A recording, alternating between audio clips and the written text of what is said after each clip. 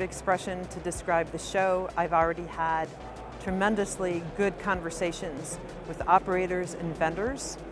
As many of you know, I cover the broadband access technology space, and this is a segment where the number of vendors keeps expanding, supporting a wide range of broadband solutions for operators of all types around the world. I think one of the biggest things for me has been really the role of the hyperscaler.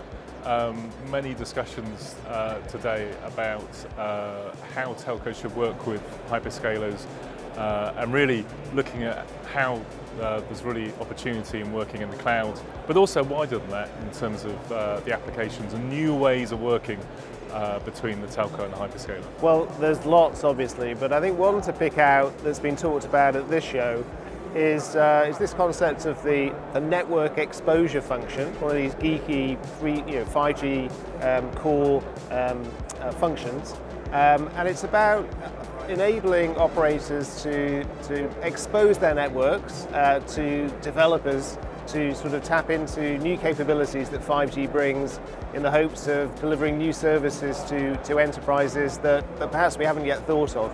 It does sound a little bit ethereal and wishy-washy, but to make it a little bit more concrete, there's some interesting work that Deutsche Telekom has done, and they've actually then open sourced that, and it's now being hosted by the Linux Foundation. And one of the Deutsche Telekom speakers at the show this week was presenting and trying to encourage other people to get involved. The project's called Kamara, and it's about defining specific APIs that would allow developers to tap into mobile networks and use their capabilities perhaps to deliver some new service that uses a lower latency or a specific quality of service, and they're able in some way to control the network to deliver this service in a new way that they haven't been able to do historically. So it's quite an interesting development. You've got something going on in parallel that's proprietary, which is Ericsson with their Vonage acquisition. So they're also looking to try to tap into a huge community of developers and expose the capabilities of mobile operators, such that the mobile operators will be charging for access to those APIs, the developers will be using those APIs to deliver new services and capabilities to enterprise customers. So which of those two wins out, whether it's the open source approach or whether it's Ericsson's proprietary approach, we'll look forward to watching how that pans out over the next year or so. It's been fantastic. It's been wonderful being out again after a long COVID break, seeing all the wonderful innovation from a bunch of great companies. I will say there's still work for the industry. There's work to be done. In particular, focusing on sustainable development. The sustainability piece, I feel, could receive more work. We at Omdia are really pushing towards a future where sustainability is the core of what we do, how we can leverage sustainability at a strategic level at our customer side to help them win customers and help their customers grow within a potential downturn market as we're seeing the beginnings of now.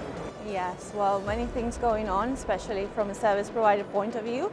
I've heard lots of telcos announcing that they're going to be deploying smart home Wi-Fi sensing into the routers. That's very good news for the smart home. And I think it's a very good entry point for professional monitoring services as well as self-monitoring services. I analyze the smart home space, and it's been growing and growing. More connected devices are home on a daily basis. And telcos and other service providers in this industry are trying really to bring more service and monetize that infrastructure that's building up at home through these services. So they are offering more and more solutions in this space. And the fact that they are using the Wi-Fi as an entry point for home security, it's very good news. The other thing is the arrival of Matter. Matter is a new protocol that's going to change things, hopefully change things in the smart home space. It's going to make it easier for consumers to use their devices, to use different devices at home from different ecosystems, different voice assistants as well. So that's good news as well. It's going to be officially launched in a few days. And as part of this, more telcos are also embracing this new platform at home. Well, it's been really exciting to see Nokia here today announce their 100G. Really good to see that progress in technology. So the continued sort of bandwidth race that we see in the industry. But I think what's really interesting is we're having far more discussions around latency. Certainly if you look at where many in the industry think that we're going with the metaverse and mixed reality, that's definitely the next engineering challenge that many vendors are looking at, and we'll certainly be watching that closely. Telcos are doing quite a lot of different things to transform, and that includes working with the hyperscalers. Obviously they have to build their own ecosystem. They can't just compete head on, but they have to partner with them. At the same time, they have to build their own services for their own differentiation, mainly managed and professional services around their cloud offerings and their traditional network services. So it starts with consulting, understanding the business needs, and obviously you also need vertical expertise and deal with various types of workloads, and that can be really challenging, and they need their internal transformation as well, which may involve some form of automation, using AI technology, and improving the way how they monetize their solutions. And that is not, there's no one size fits all, but it's a quite complex environment. The overarching kind of sentiment is that yes, they are, at least in the near term. So they believe that the investments and the capabilities that they provide is good enough for what the metaverse looks like today, which is essentially a virtual world similar to gaming. So they'll cite things like being able to deliver cloud gaming, for example, over the internet fairly well. So in the near term, they're certainly quite confident. However, when we look at the long term, that's where there's a lot of uncertainty, because we still don't know how the metaverse will play out in the future and what the requirements will be. But good thing is that based on my conversations with telcos, is that it's at least an area that they're actively looking in.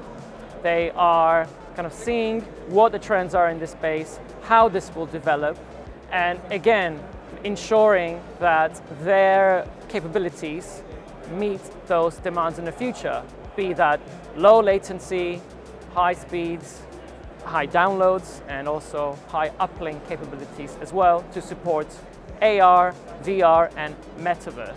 Actually, a lot is happening. It's very top of mind to a lot of people right now, and what's really surprised me actually is the evidence that we're still very early stages when it comes to this. People are using these terms in different ways. I think there's still a lot of confusion about what AI really means, and so that's been something that's been very interesting for me to hear how different people are positioning their products in this space. Some of the questions I'm hearing from the service providers suggest that they understand that automation is important, but they really have no idea where to start. So I think it's exciting times. I think people understand what's possible, but they're still looking for a lot of help as to how they actually get going on that journey, both from an automation and an AI standpoint. So from a research perspective, that'll be a lot of what I'm looking at next year, and I'm hopeful that we can start shedding some light on this subject and help people as they start their journey.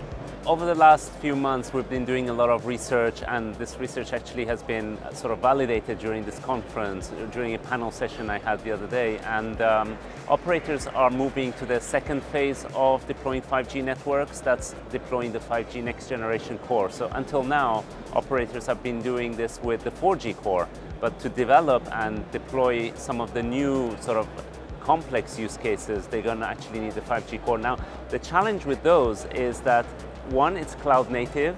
Two, It's a new set of skills that operators need to have, so software skills. So operators are actually working and reskilling their staff in order to deliver and be able to work within this cloud-native environment. And that's proven a little bit more challenging than I think most operators expected. We're seeing a real diversification in TCO strategies between different operators.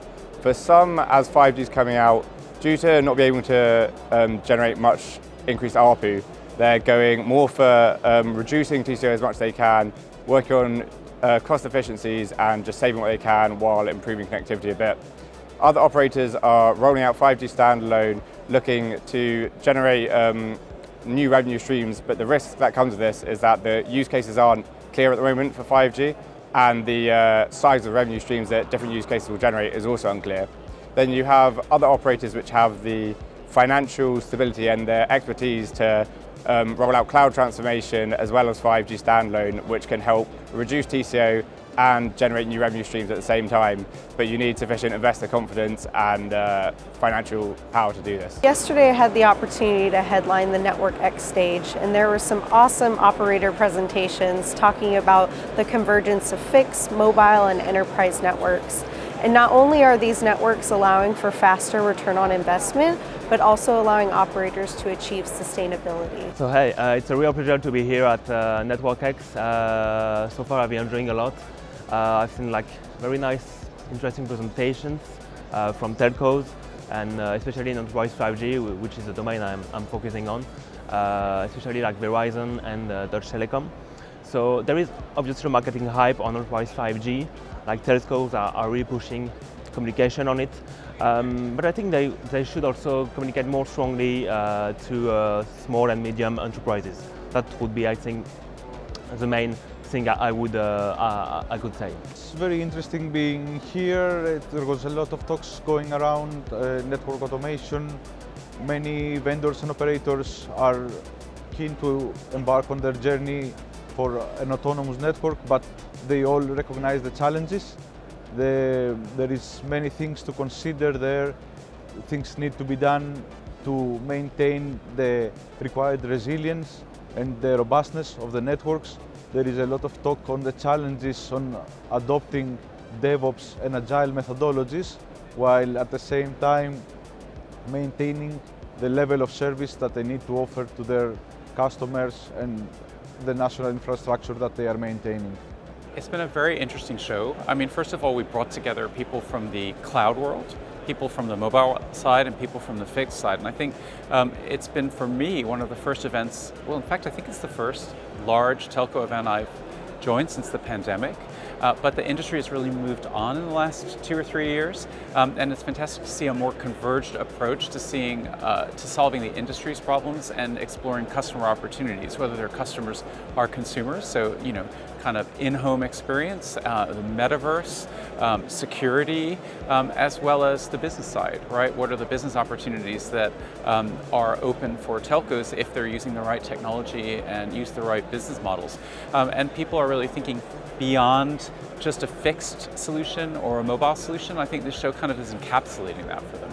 It's been great. I mean, obviously we've brought together fixed infrastructure, mobile infrastructure, but also really tried to bring cloud into view. And I think that's just really allowed me, well, certainly me to sort of meet a broader set of operators and vendors, but it's actually allowed us to have a new kind of discussion and one that's obviously firmly footed in the future and very much a more cloud-orientated industry.